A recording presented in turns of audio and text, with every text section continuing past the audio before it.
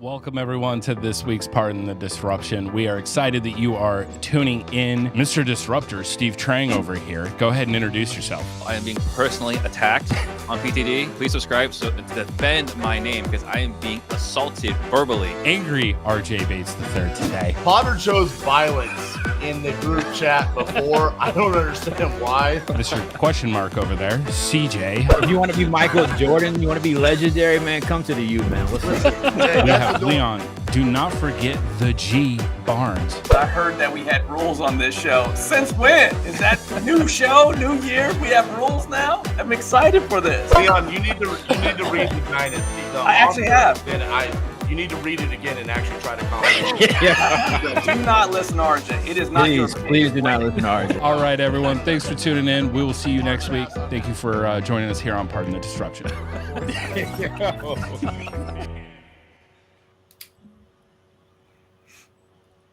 Welcome, everyone, to this week's Pardon the Disruption. We hope that you are enjoying your spring break with your family and tuning in to check out this week. We have the OG cast back. We are very, very happy about this. I'm your host, Matthew Potter. Before we get into it, wanted to go ahead and show you our rules on how we do things around here. There we go. 5 questions: real estate, business, leadership, viral, sports, trending. Everybody will get 60 seconds to go ahead and answer. Then an additional 2 minutes to chop it up. Points will be awarded during the process. And ultimately, the one with the most points will be the winner at the end of the show. We're going to go ahead and get into introductions with last week's surprising winner, repeat winner, actually, Mr. Disruptor himself, Steve Trang. Say hi to the people.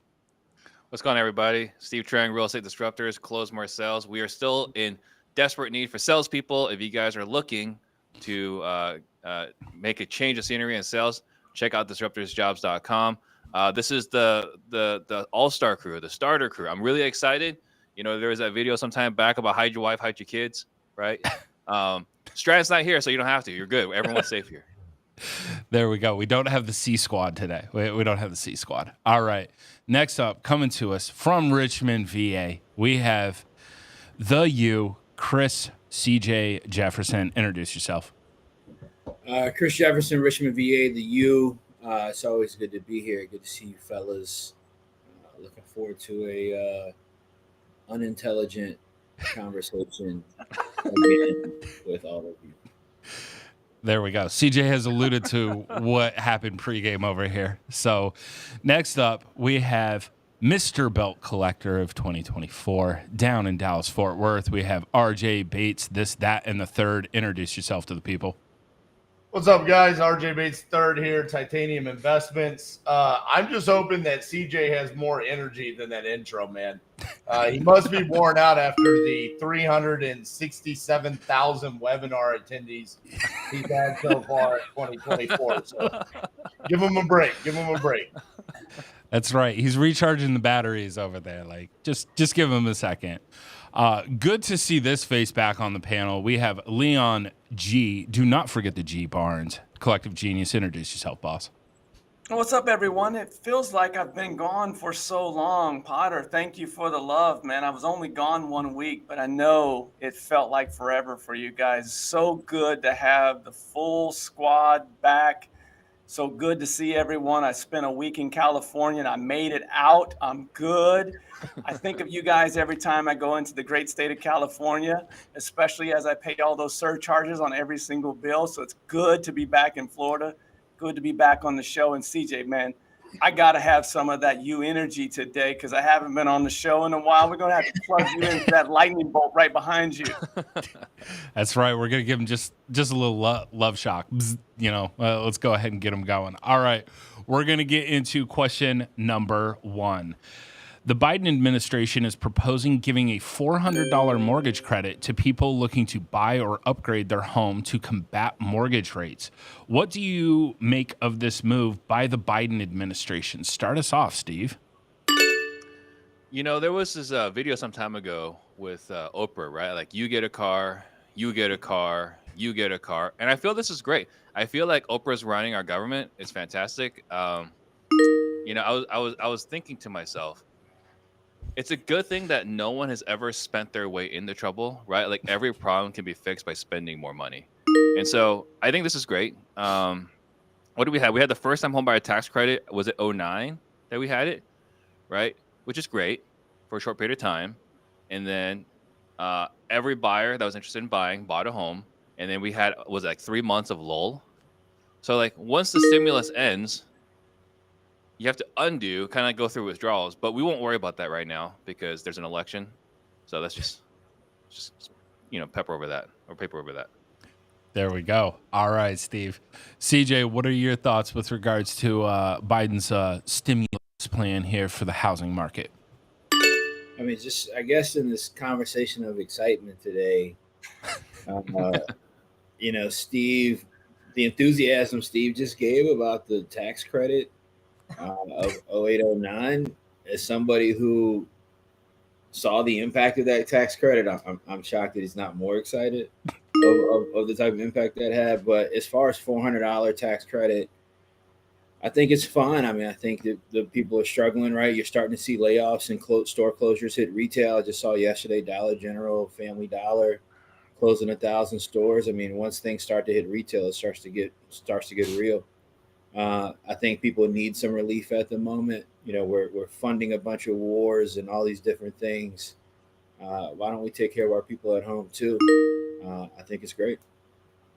All right. And just to be clear, so everybody does know that maybe didn't research this question, it is $400 a month for 24 months. So it comes out to a $4,800 annually credit. Just want to go ahead and share that.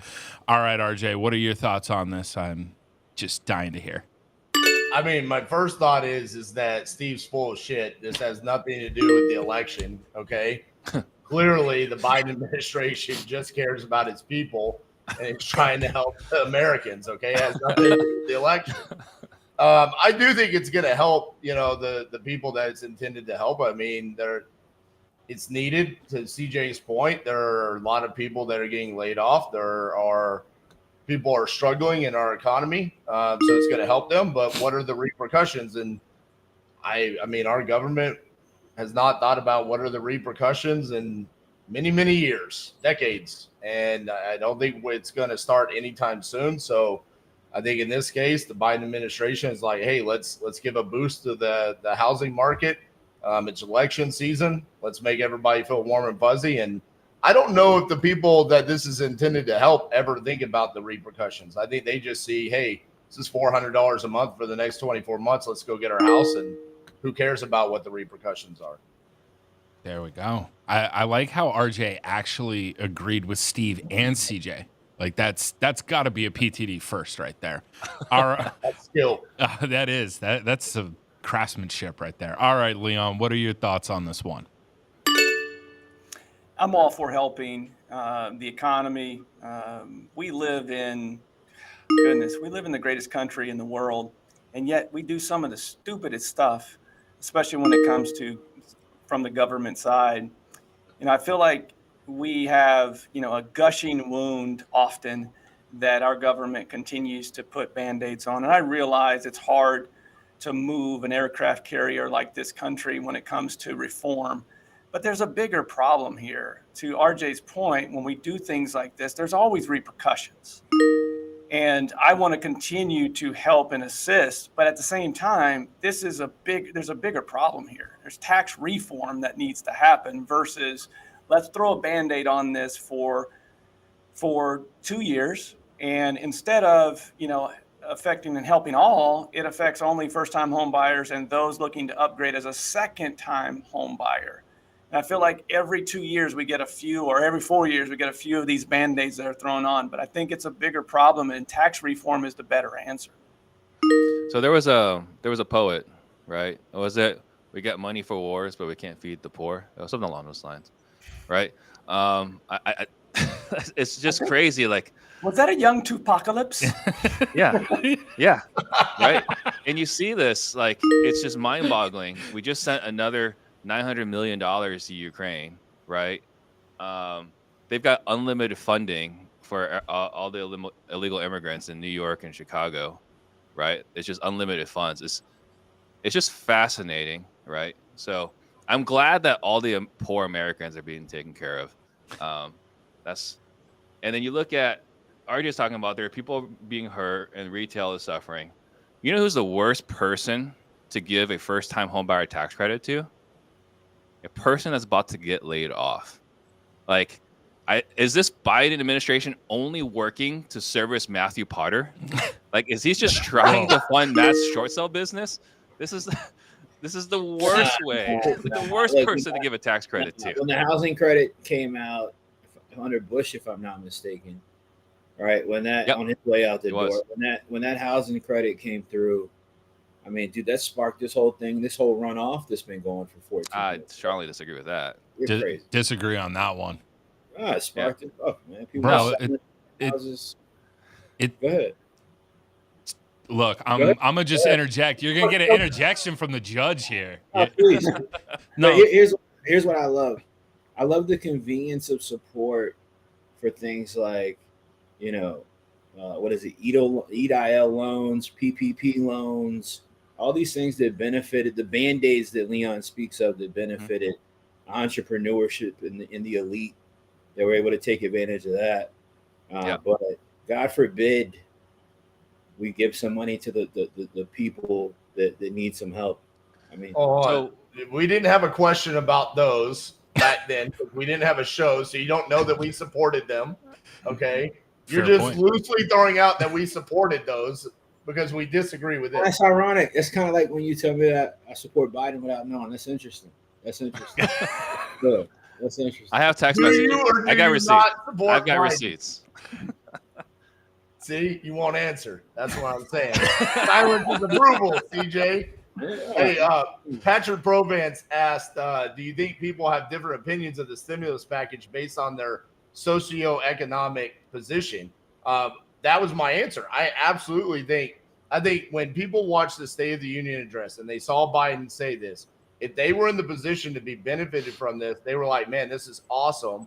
And they immediately moved into how can I cash in on this? How can we go get the house that we want? I also do think it's interesting that Potter, you were saying this is for under the median house price of the city that property is located in, right? Correct. Yes. So I think that's an interesting fact. Is this also trying to help with the affordability of housing and limit the amount of affordable houses that are being bought by investors? Something that maybe we didn't really think about, but as I was thinking about it, it's like, hey, is this the government's way of saying, hey, we need more homeowners buying these affordable houses in these major metro cities? Is that something else? Another reason why they would do that? So one of the other things that I'll interject that may help spur some discussion here as well is if you are that second, you're going tier to tier, you're going from first time home buyer to maybe second time home buyer, you're doing your upgrade. When you sell your home to go ahead and get the credit, you are not allowed to sell it to an institutional investor. You're not. So you have to sell it to an owner occupant. For me, that's a big red flag to me, just from the aspect of the government telling you what you can and can't do with your private property. Well, and it keeps that particular seller away from getting top dollar, right? I mean, because obviously if an institution is purchasing on the other side, there's a good chance that there's a bidding war or that person would pay more. So you may be helping, but you may be hurting at the same time. And that goes back to I'm all for this administration and previous administrations of doing what's right long-term and helping. But these are the type of things that because we're so split on both parties, we can't get anything done without hookbacks like that. That's where reform has to happen.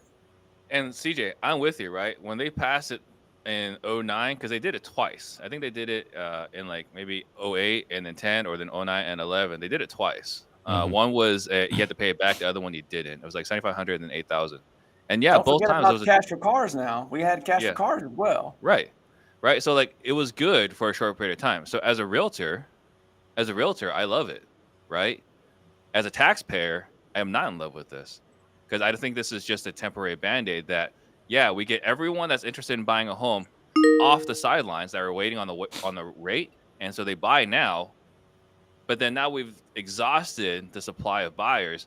Now we've got this lull where there's not no one, but way fewer buyers buying. And so they got this funk, right? I'd rather we just have this steadiness than this boost, this lull, and then we got to find equilibrium again. Yeah, I hear that. I don't know if am I the youngest person on here? I'm 37, I'm not sure. But when I hear political conversations these days from people that are older, right? What I often hear is a lack of perspective of the political era that we're currently in. Mm-hmm. This isn't Reaganomics. This isn't the Bush era. This is the social media era. That's what we live in now. It's stage politics these days, right? It doesn't matter who's in office now. Trump already showed us this. It doesn't matter what side of the aisle is in office anymore. It's stage politics now. And that means that the handout's going to be handed out if it's to the political benefit to socially move people to hand something out. That's the world that we live in. So it doesn't matter. And that's what's aggravating, right? Like, I don't care if even if Trump was saying this, like, this is awful, right? Like, it doesn't matter who it is. The fact that we're spending money we don't have is the frustration, right? Like, how much money have we spent in Ukraine now, right? It's just insane. If social media politics, to my point, tells you that that's what you should be doing, I'm telling you that the new world of politics, that's what's going to happen. Hey, Potter, real quick before you wrap this question up, let the record stand that there was a Leon G. Barnes quote on this. He said, I fully support this administration. That's a Leon G. Barnes quote. There might have been more after that, but that was we can just put quotation marks right around there. Yeah. Wow. We're going to clip that. Wow. Don't let the truth get in the way of RJ's slant. At Pat Hilton Live, do your thing. Chop him up, make him famous. All right, that was a good discussion. One of the other points, Steve, you are correct. I think it was 2008 and 2010 was when we had our two stimulus packages that were there. If you look at the people that bought in 2008, though, the repercussion of that was many of those were short sales and foreclosures right afterwards because they were. Everyone loves Potter and short sales. Everybody does. That's what I'm here for. I'm here to serve. All right, we're going to get into question number 2. John Barnett was a Boeing employee that was found dead this week who voiced that he had safety concerns about the Boeing 787 Dreamliner. As a business owner, how do you make sure your employees have an environment to trustfully bring up concerns? Start us off on this one, CJ. Look, being a whistleblower is tough business, man. I don't know how many times that's worked out in history for people that whistleblow major Fortune 10 companies. Look, if it's an employee in your business, you want to have an open loop of feedback. You want to have a safe environment where people can communicate. I just had a team meeting right before this where it was a conversation of feedback, right? A conversation of people having a space to share their thoughts, concerns, questions, what have you. If there's a safety issue and you got a company this size, I think what's sad is like you're starting to see all this Boeing stuff pop up. To move a safety problem to fix something with a company this size probably is like some sort of monumental effort. It's unfortunate that whatever happened to this guy happened to him. What did they say? He was jogging and had a heart attack or whatever, something crazy like that, right? So I think that's unfortunate, but you got to have people give space for feedback. There we go. See, it's the softer side of CJ there. Everybody can give him feedback, except for RJ, apparently. All right, RJ, what about you? Cassie and I have been in business for ourselves for 14 years now. We've had quite a few employees, multiple different businesses. Has anyone ever seen a former employee of ours? Don't think so. See, we make sure to hide the bodies better than Boeing.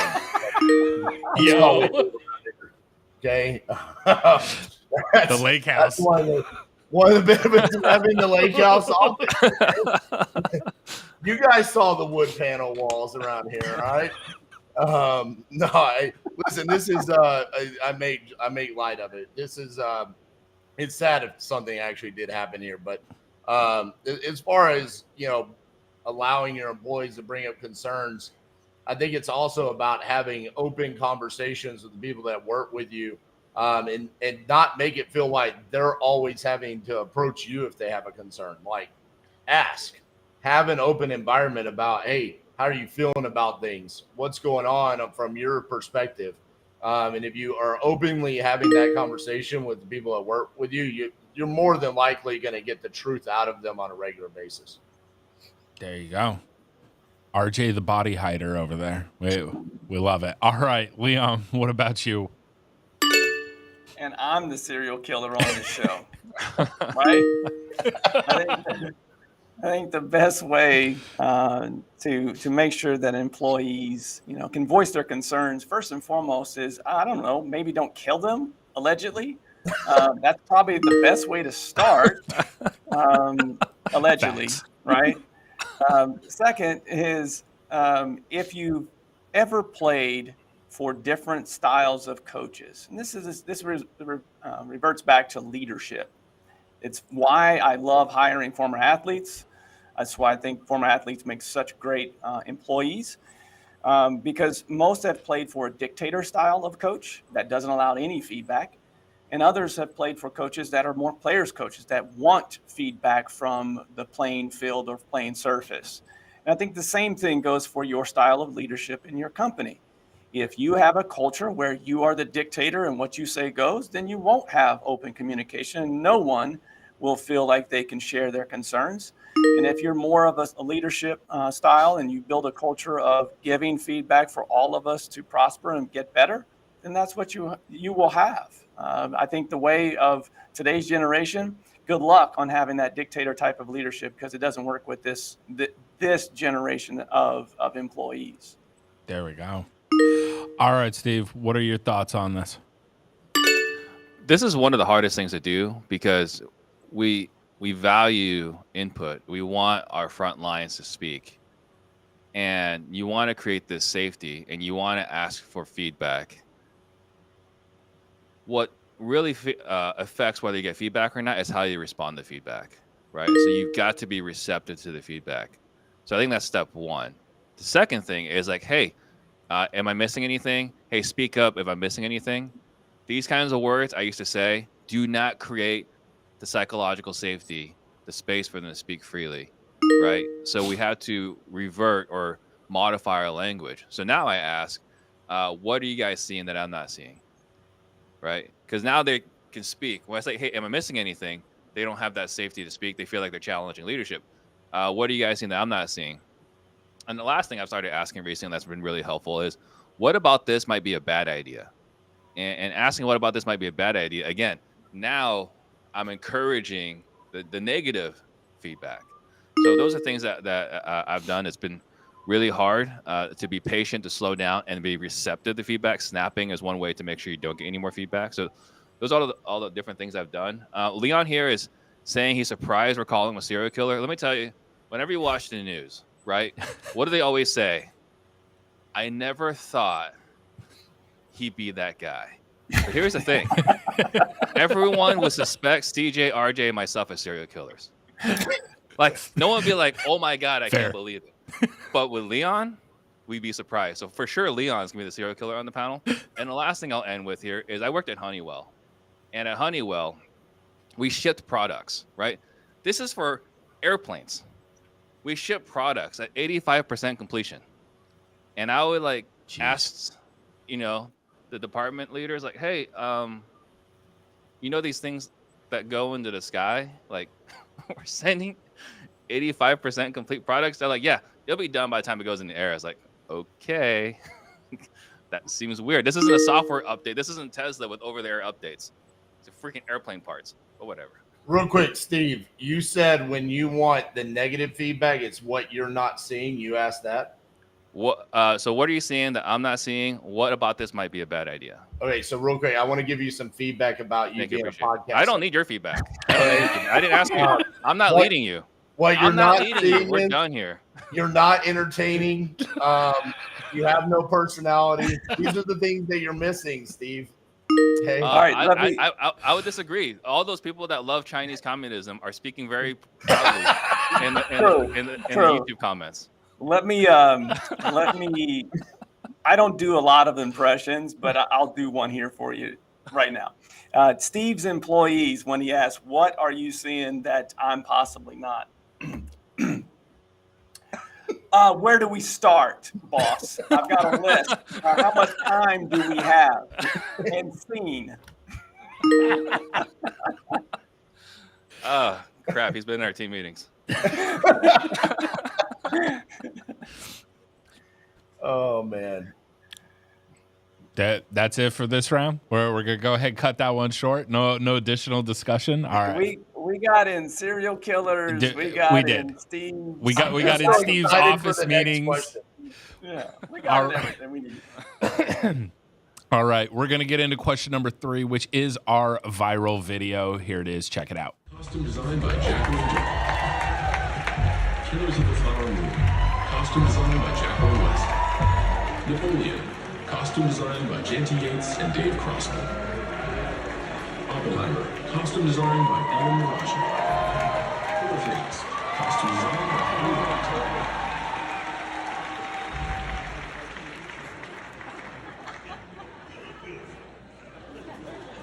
And the Oscar goes to... All right. Allegedly, John Cena got naked as a marketing ploy for his new film. How low would you scoop to market something? Start us off, RJ. First of all, John Cena is a national treasure. I love that man. He is amazing. How low would I go? Well, I've already done it. I mean, one time I flew all the way out to Phoenix, Arizona to be on Real Estate Disruptors to promote something. I mean, that was pretty low. That's about as low as you can get right there. Would I get naked in front of people? I would definitely get naked on Real Estate Disruptors for sure. Steve, will you have me back and I do the interview with no clothes on? No. No? Okay. I don't want to be in the same state with you being naked. Listen, I thought this was awesome. Funny enough, I saw a post on Facebook this morning where someone said this was grotesque and John Cena should be canceled. Where did the humor in this world go? It was funny. The dude has literally spent his entire career half naked. He wrestles in jorts. I mean, come on. We've all seen this. This isn't anything new. I can't believe people are trying to cancel him over this. There we go. All right. So I think we're all very grateful that RJ and Steve will not be in the same state with RJ naked. Thank God. All right, Leon, what are your thoughts on this? How low will you go? I want to start by saying I'm a little scared how much RJ loves John Cena. It's a little scary. I would also like to say that everyone on this panel would do this show with their shirt off if they were in the same shape as John Cena. So I understand why he does what he does on his side. This is a very simple answer for me. I have this husband-father filter that I put every decision through, including being on this show. That filter, if it reaches the side of embarrassment and proud, we're good to go. We can move forward. But if it starts to reach that other side of shame from my family and my wife, my kids and my wife, shame or, hey, kids, we have to pack the bags, we got to leave daddy immediately, then I decide not to stoop that low to whatever that activity is. Got to put it through the old filter. There we go. Point to the family man over there, Leon G. Barnes, always the wholesome one. Speaking of wholesome and questionable activities, Steve, what are your thoughts on this? So, first, I've already stooped as low as I can possibly go, right? Like, I mean, I want to be perfectly clear on that. I reached out to a couple of nobodies, right? RJ Bates and Chris Jefferson to start a show together. Like, I don't think you can stoop any lower. But I will tell you where I will draw the line. Here's what I will 100% not do, probably. It's hanging out with Puff Daddy after hours. That is where I will draw the line. Right? Getting diddied by Diddy. Right? I think I saw a scene by, was it Mike Epps? or someone else, where they were doing an impression of Puff Daddy at night, and it was take that, take that, take that, and yeah. So I think that's probably the line. We won't go there, probably. I could go the rest of my life without ever hearing Steve say, take that, take that, take that again. I think I speak for everybody on that one. All right, CJ, what are your thoughts? How low are you going on marketing, man? Not low at all. I mean, I think that if you look at John Cena, right, like he does this at the Oscars, it's definitely a low form of marketing. Sure, everybody's talking about it, but there's a reason that everybody in that room doesn't take John Cena serious, right? You're talking about a room of actors and actresses, some of the best at their craft. Something that John Cena does, gets paid sure for. You know, he's had a successful wrestling career, right? So they pay him a little bit of money to be in movies for his likeliness, but it screams a lack of skill, right? You know, when it comes to marketing, when you know, have to do whatever you would call low marketing, right? Outlandish marketing to try to, this is the equivalent, right? Like the copy and paste tactic of standing on the street corner in a hot dog outfit or something to get somebody to come, or Liberty Tax when they had the Statue of Liberty in the corner. Like It's just next month. That's low marketing, right? I'm not a fan of it. I think marketing is a thing of skill that is to be displayed, not this. Nah, man, hard disagree on this. John Cena has a personality and a reputation for being for the kids. The man has a Guinness World Record for the most Make-A-Wish, I guess granting them or hanging out with the kids, whatever you call that. Fulfillment. Right, fulfillment. There you go. The roles that he plays are in comedies and in action movies, and more often than not, it's a comedy inside of the action movie. He's staying on brand. That's part of marketing, is making sure you're staying on brand. So to me, this is a genius move by him. He's not trying to go win an Oscar for, portraying Oppenheimer. That's not who he is as an actor. So to me, I think this was a genius move on his part. And I think from a marketing perspective, he stayed completely on brand. I just want to, for the record, did he get naked and market to the kids for Make-A-Wish? No, what I'm saying is it was hilarious. He's always, his entire career, he's walked around without a shirt on. They didn't see anything. I mean, that's who he is as a wrestler. What's your favorite John Cena joke? John Cena what? Joke or scene? The scene, cock blockers, when he sees the dad having sex with the wife and they make eye contact, and then that's what gets the guy off.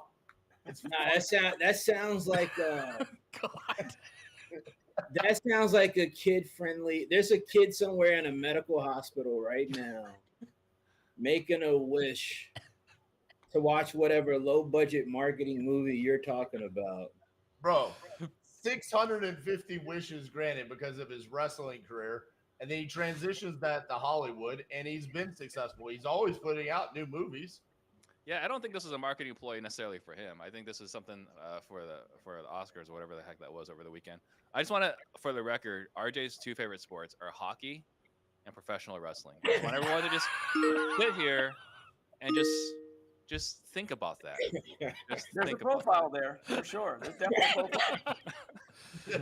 Lake House vibes. Like, have you noticed, like, the very first time we saw the lake house, it was like a certain distance from the camera to the wall, and then like the future episodes, like the wall was like 3 feet closer.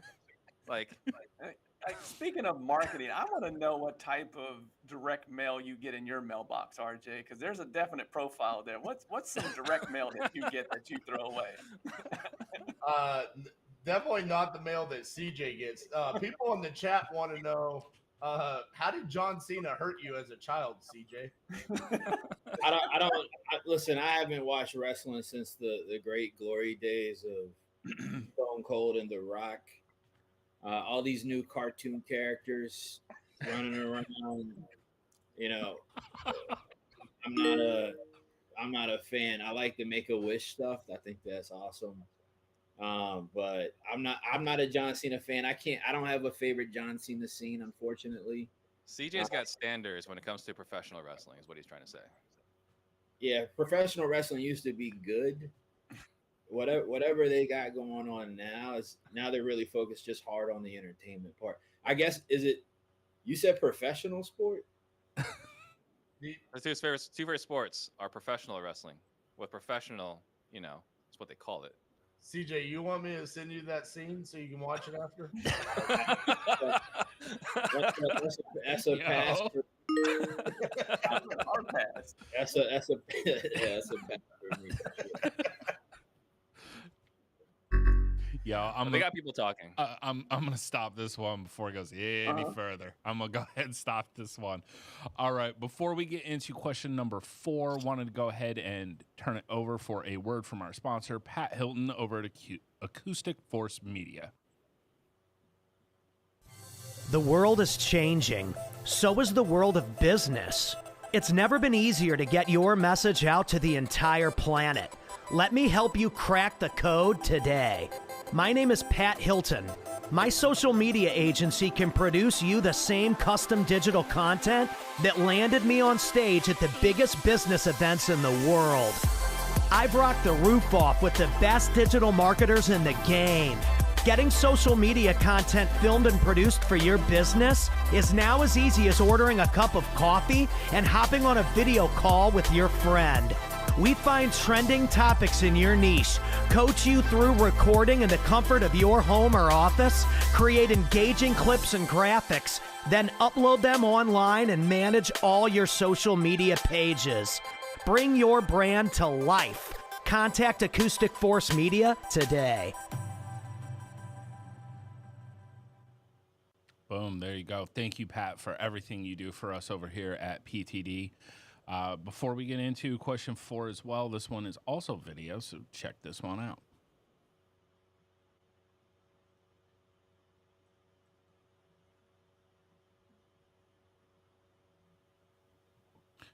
All right, then. I guess we're going to go off of that. After LSU versus South Carolina's SEC final tournament fight, South Carolina's head coach, Don Staley, tried to downplay the incident and took accountability for letting it escalate. Meanwhile, LSU's coach, Kim Flau'jae Johnson holds on to Malaysia for Wiley. By saying she wished the South Carolina and then Flau'jae pushes Watkins. That's when Cardoso comes up and pushes Flau'jae down. This particular situation. There we go. All right, start us off, Leon. What are your thoughts on this? I respect Coach Mulkey. I mean, she won 2 national championships as a player, was a fiery, intense player, and has won, obviously, national championships as a coach as well. But I'm a big fan of Dawn Staley when she was a player as well as a coach. And I really feel like she always takes accountability for her and her team's actions. And I think that de-escalation was the most important thing in this. I mean, things happen on the court. I don't think you have to continue those. And for Coach Mulkey, she represents, leadership. You have to be on at all times. And she represents the largest university in the state of Louisiana. So I side with accountability and de-escalation much more than I do trying to light a fire and ignite more of a fire that was already there. There we go. Leon, always the voice of reason on our panel. We do appreciate that. All right, Steve, what are your thoughts on this one? So I consulted with a colleague prior to this, Mr. Aaron Jones, and he enlightened me to both the situation and the coaches. So it sounds like it's pretty much on brand for both coaches, right? So I respect what Don had to say. I think that was probably the best way to go. But I think Coach Mulkey is looking at the tournament. And if she's got a feisty team, she wants to keep them feisty. So she's not looking at today and like, hey, let's not fight. I think she's letting them know it's okay to have this dog in you and keep this dog in you until we beat this guy or these gals again in the tournament. So I don't agree with her message, but I do agree or support her consistency in how she operates, right? It's like Bernie Sanders, I think, is as crazy as a loon, right? But he's the same guy for the last 50 years. Like he's not corruptible, right? He believes what he believes. He's gonna say what he says, right? But although I don't agree with him. I support that he is who he is, and I would say the same thing about Coach Mulkey. Maybe she has some growing up to do, but at the same time, she is who she is, and that's the reason why she's gotten to where she's gotten. For those that didn't know, Bernie is actually Steve's role model, who he looks up to. Just, wanted to share that with everybody. Additional slander. Everyone's slandering. It's ridiculous. All right, CJ, what are your thoughts on this scuffle? I like it. I think they both handled it exactly how they needed to handle it for where their teams are at. LSU is the underdog in the conversation. South Carolina, that's the big dog. And when you're the big dog, you got to be calm. You got to be poised. You got to not get riled up. You got to keep it cool. You got to say the right things and do the right things. When you're the underdog, when you're on the come up, when you're trying to make some things happen, when you're trying to win a title against teams that have been dominant for a long time, you're supposed to be a little scrappy. You're supposed to have an edge. You're supposed to get your team fired up. Look, you want to go run and knock somebody down a little bit. You don't want crowd participation, right? I think one of the girls' brother or something like that got involved. You don't want that happening. But it's tourney time, man. What are we talking about? You got to have some competitive edge.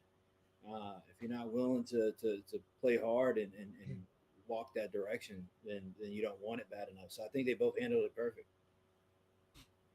There you go. All right, RJ, what are your thoughts on this one? Too competitive or just right on point? Yeah, I think if you watch the incident, the LSU player kind of bumps the South Carolina player.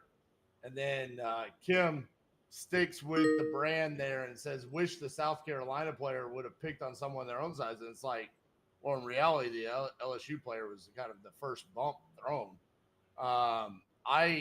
I personally think that, like CJ and Steve said, Kim's trying to get her team ready for the March Madness. And she knows what it takes, right? Winning 3 national championships at Baylor.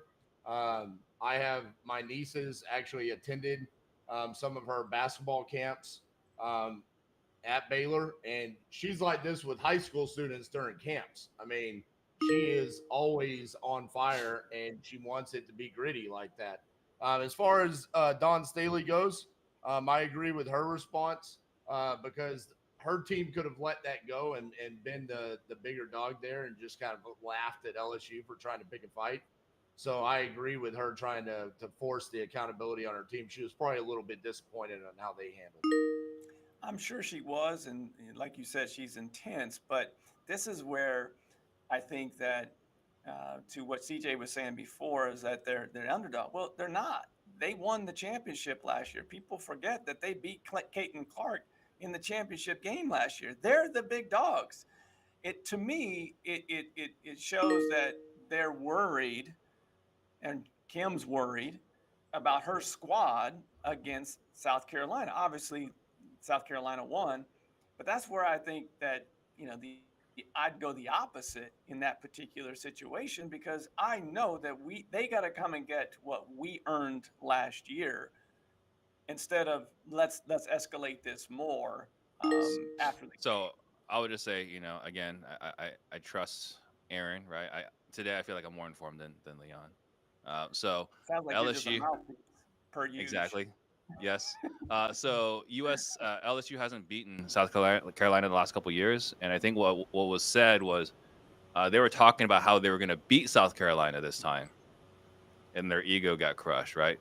So, and I think this is like in some instances, making a big deal about nothing. It's kind of like when Patrick Mahomes lost his mind, right? When was it Kadarius Toney or whatever that guy's name was? Yeah. Blew that play, right? They're like, what is wrong? I'm going to follow a leader that's got my back and wants to win, right? That's who I want. That's who I will follow. So again, I think she's doing the right thing for her brand and for her team. I agree with you, Steve. I personally like Kim's reaction better than Dawn, but I understand why Dawn Staley's doing what she's doing. Because I think she looks at it with that level of disappointment from her players and saying we should have not stooped down to their level. LSU provoked them into that. And so, of course, they're going to be like, provoking it on even more to hopefully, if they do face each other in the tournament, let that be a point of conversation in comparison to the actual basketball where they lost. And that's why I agree with Don more long term, is because right now the spotlight is on women's basketball more so than it's ever been, right? They are making strides. I'm watching games more so than I ever have because of the competitive nature and the level of skill that we're seeing in women's college basketball right now. And so I'd much rather be talking about the Caitlin Clarks and the style of play versus talking about fighting. And that's what Don's speaking to. Like, we should be talking about, the level of play and not a fight that escalated. Nah, come on. We every other week last year we talked about Draymond Green doing something. I mean, we can't. But no one questions the skill level of NBA players. It's been historically challenged in women's basketball. Yeah. So I'll say there's two things. First, if someone can get CJ an energy drink, like whoever is in the Richmond, VA area, please Uber help Eats us out. Uber Eats something to CJ. And the second, what she's saying, pick on someone your own size. Is there any? Is her name Cardoso, right, or whatever her name is? There's no one her size. That's a big girl. Like, there's no one fighting her. So I don't know what she's talking about. Leave CJ alone, man. He just had a staff meeting right before this podcast. How many have come out of a podcast energized? How does CJ have the same amount of points as me? He hasn't talked the whole episode. Well, I mean, efficiency. Yeah, you got to be efficient, man. But look, South Carolina is the GOAT squad this year. Did LSU women's team win last year? Sure. All right, but they look like a scared team. What's her name? Angel Reese. However you say her name.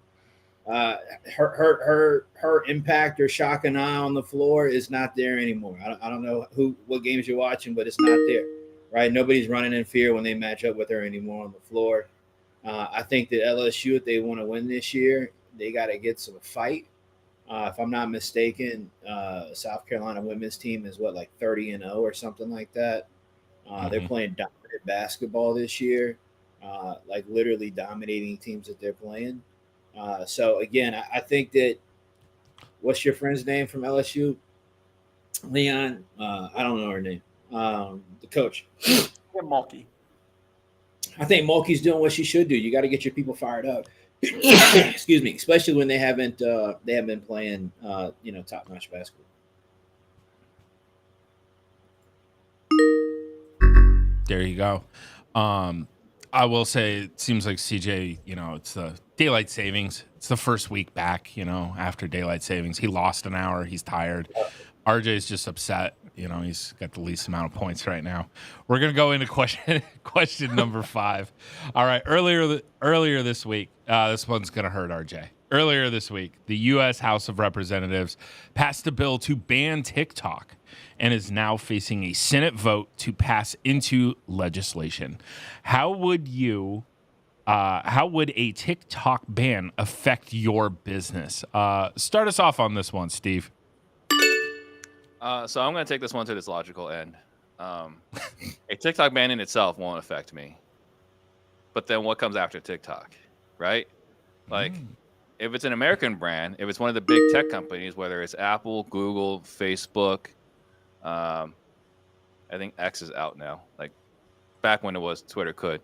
Like, how great would it be if, like, me, RJ, CJ, and Leon were able to get together and we went to the House of Representatives, paid them a bunch of money, and it's like, hey, we got to get rid of all these other wholesalers. This is a problem, right? We got to get rid of them because only CJ, RJ, Leon, and myself are operating appropriately, right? It's ridiculous. So So TikTok ban itself, it won't affect me because, even though I've got more followers than RJ on TikTok, it's not doing anything for me, right? So TikTok ban itself won't do anything, but I think what happens after that?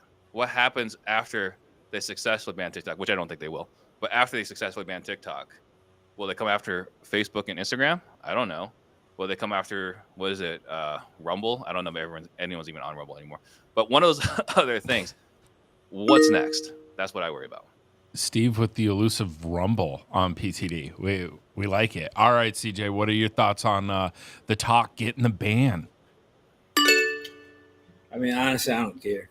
I don't post on TikTok. Shout out to RJ Bass and all the other organic kings of the world. I don't post on TikTok. I don't think I've ever posted on TikTok. Maybe somebody has on my behalf at one point, but it ain't going to change anything in my life one way or the other. I think it's a brainwash app. I'm not saying I don't enjoy scrolling through it every once in a while, but I don't think, Steve, to your point, I don't think we're going to see intervention on U.S.-based social media platforms, right? I think the concern here is just China having access to all this data, China having the ability to impact people's brain function, when it comes to constantly scrolling this app every day. There's a reason last week we talked about not wanting our kids to have access to these things. So I don't think it matters one way or the other, and maybe it's a good thing. There you go. The does not matter, but it does matter. I like the response there. All right, RJ. Well, what's going on this one? What you got for us? So it's not going to affect my business that much because it's one of 4 platforms that I use to really promote my content, and it's probably the least effective to gaining business, right? It's good for reactions, it's good for comments and gaining followers and stuff like that, but it's not necessarily for gaining business. But Steve had a good point, but he missed the boat a little bit, like he normally does. He said we could go and we could ban these other wholesalers. What if we went and we got them to ban the fake underwriter and the finance department?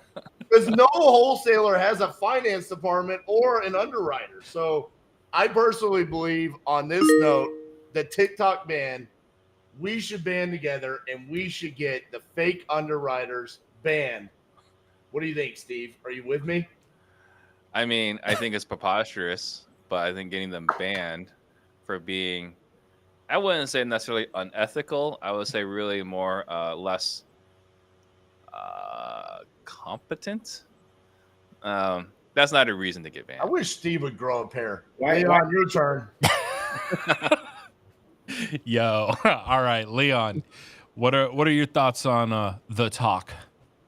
Well, the previous 4 weeks, I was called the boomer on this panel by Stratton Brown. So clearly, I don't have TikTok, nor have I ever been on TikTok. Doesn't affect me one way or the other, or any of the businesses that I'm associated with. We don't utilize it as a strategy. Clearly, this will affect younger people more than it would me.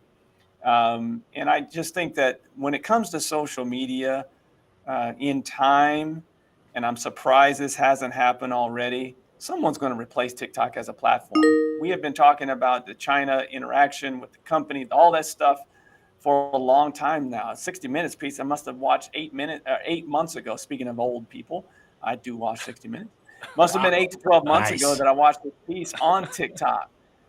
So it's eventually someone's going to replace it. I do think Steve has a valuable point in which, this is something that we do have to monitor in this country.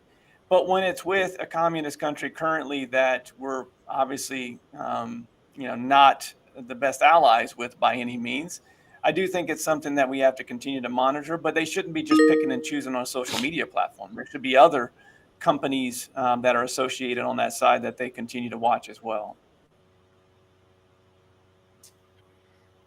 So, RJ has been kind of going on this rant about underwriters.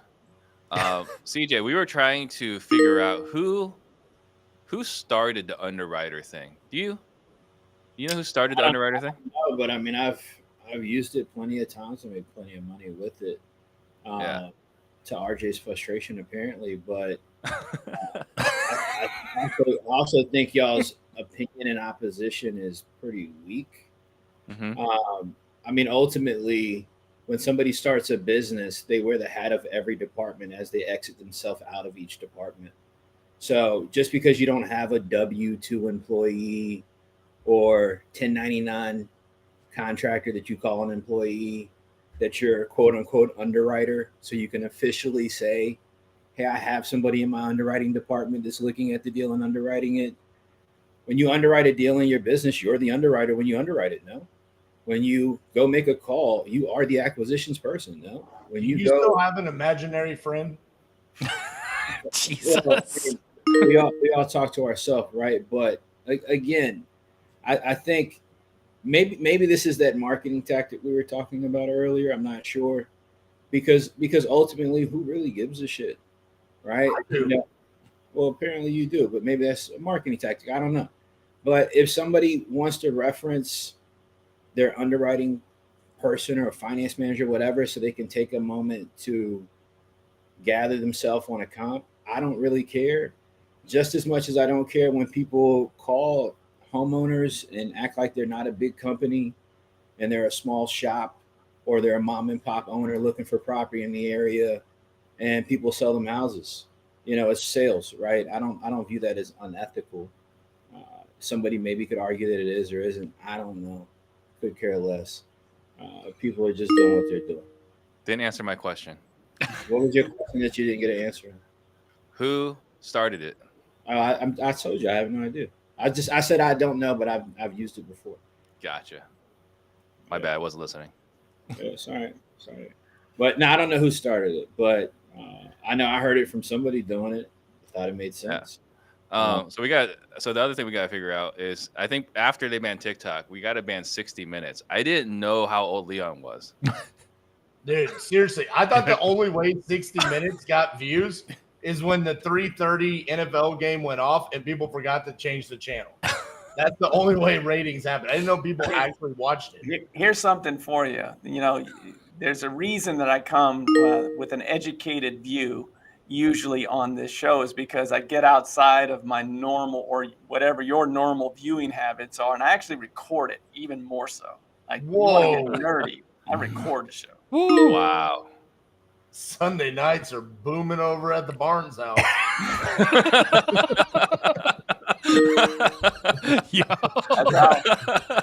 That's All how right, we kids. That's how we down stay. and watch 60 Minutes. I heard there was an underwriter that went missing in Richmond, VA. Remember that filter? That's how we stay out of the shame and kids and mom packing up and leaving. That's how we stay out of that zone. Though, if they ban TikTok, I will say the thing I'm going to miss the most, what I'll miss the most, is Gilbert Arenas, because that's the only place I ever watch his stuff. He says some good stuff, right? Where he's talking about, is good. Yeah. What's that? But Gil's stuff is good. His content's good.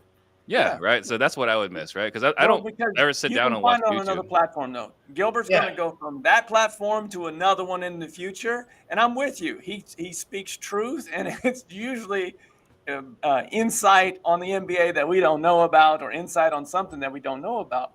But those podcasters / influencers will find another platform, and I'm surprised again that a American-based company just hasn't found a way to take away, that TikTok, that person that's using TikTok and pull them over to that platform. I think it's just only a matter of time.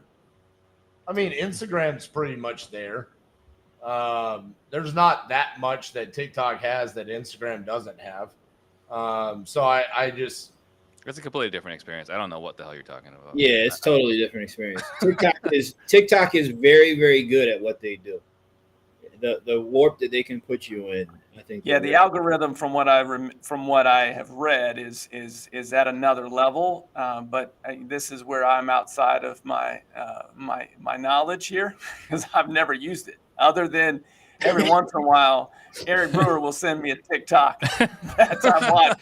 But I don't Shout have out to it. Brewer. He's keeping TikTok in business for sure. Something else real quick, just to note on this. I don't know if anybody saw this earlier today. Did you guys see that the former U.S. Treasury, Stephen, what's his name? Munchin? I don't know how to pronounce his last name, right? He actually wants to get a group of investors together to buy out TikTok and bring it stateside. There's your answer. There's your right? answer. Someone either creates the platform or buys that platform out. And there's been people that have tried to go that route in the past, but I think it's only a matter of time. If it's true that TikTok's a data net for another government, why would they sell it to 4 scraggly guys who couldn't get an NFL team and want to go and buy TikTok? Right? Because they bring everything stateside. There's nothing information-wise going back to China at that point. No, I get it. I'm saying, why would the team who owns it in China sell it to an American? Because I think at the end of the day, they would still retain rights outside of the states. I think this would effectively just keep it operating in the states. If my understanding is correct, it's money at the end of the day. I get the money piece. What I'm saying is, the value is not in the money. The value is in the data. The value is in the spying and the corrupting. Or not corrupting, influencing. Right. Well, I mean, if it gets banned, you get none of that and no money. So you might as well take the money. And we're only talking about it being banned in the United States, but it's being banned in other countries as well. So this is kind of a domino effect where, I mean, they're losing access to everything. If the U.S. actually bans it, it's going to be a domino effect across the world. Now's a good time to invest in Meta.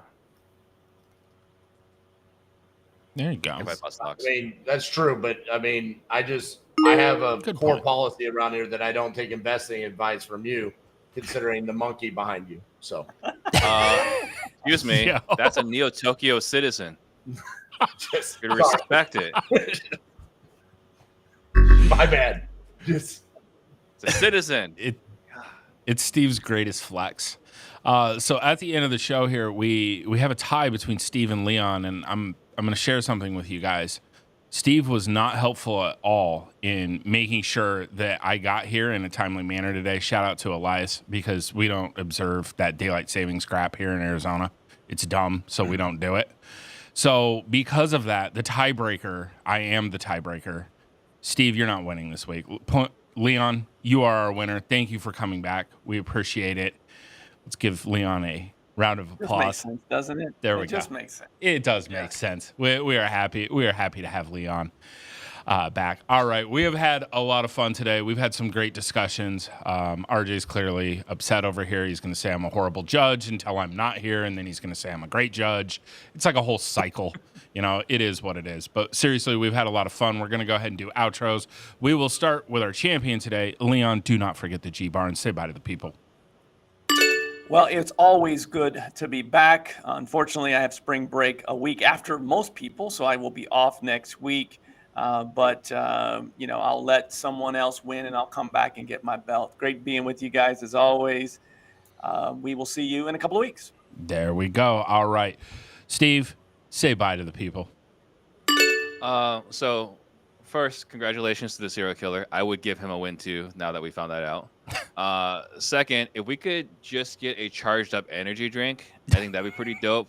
That would probably be helpful for CJ, right? I think we got to do that. And then for RJ, I've got some leprechaun photos of RJ posing as a leprechaun. So, if you guys want those photos, just DM me on Instagram, leprechaun, and I will get you our database of leprechaun photos. RJ dressing up as a leprechaun. Nah, send those over to Pat. We need those for the intro promos. All right. CJ, say bye to the people. Bye to the people as always, man. Great episode. I don't want to have this image of RJ in his best John Cena low marketing impression, dressed as a leprechaun with green wrestling outfit or something. Yeah, I just don't want to see it. Good show today. Great conversation. It's good to see you guys. Leon, you're not looking informed currently. All right. RJ, just going to keep praying for you. All right. Just going to keep praying for you. Light-skinned Steve. Decent answers today. I feel like you whatever you did on 420, maybe you did that today. All right. And it brought something out of you. Potter, my guy. All right. It's always a pleasure to see you. I appreciate everybody. Peace. Oh, man. It's a lot of fun around here. All right. Last, certainly not least, say bye to the people over there, RJ. Bye to the people. You know the vibes. We got the webinar tonight, 7:30. Startfakeunderwriting.com, 7:30 p.m. See you guys there. Tuesday. Man, absolutely undefeated RJ Bates over here. All right, everybody. Thank you for tuning in. We really appreciate you spending the time with us. Go ahead and make sure that you are subscribed to @Pardon the Disruption on YouTube. We will see you guys next week.